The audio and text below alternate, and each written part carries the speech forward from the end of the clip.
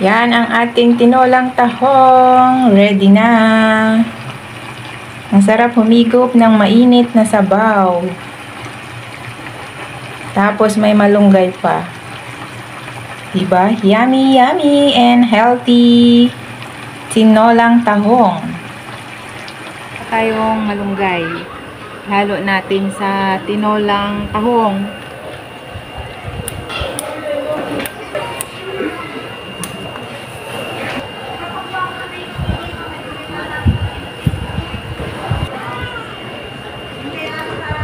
Mag-isa na tayo guys. Unahin natin ang bawang.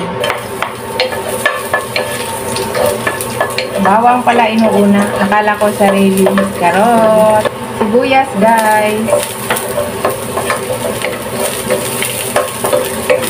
Ang ating luya.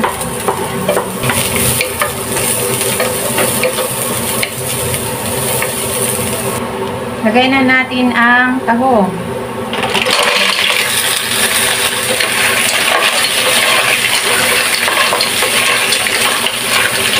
Lagyan natin ng black pepper. Para habang ginigisa natin, kakapit na yung lasa. Then, ang ating seasoning.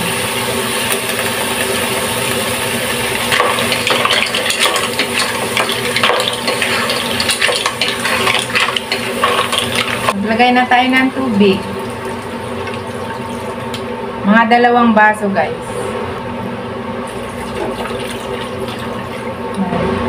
Then, takpan lang natin. Then, kumukulo na, ilagay ko na ang tanglad, ang ating sayote. Sayo ate, sayo kuya. Diba? Para may gulay. Ang ating tinola. Ang ating sili. Palambutin lang natin yung gulay.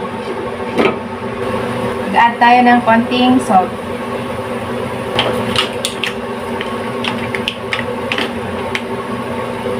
Ito na guys, yung na-harvest nating malunggay. Lagay na natin sa tinolang tahong. Lagay na natin malunggay.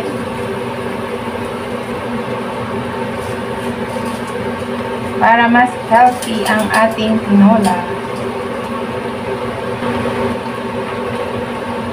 Takpan lang natin para maluto yung malunggay.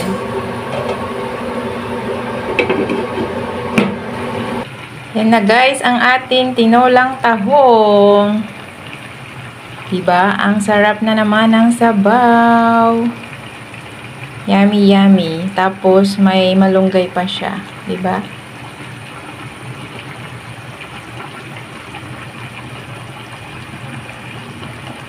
Solve na naman ang ating ulam.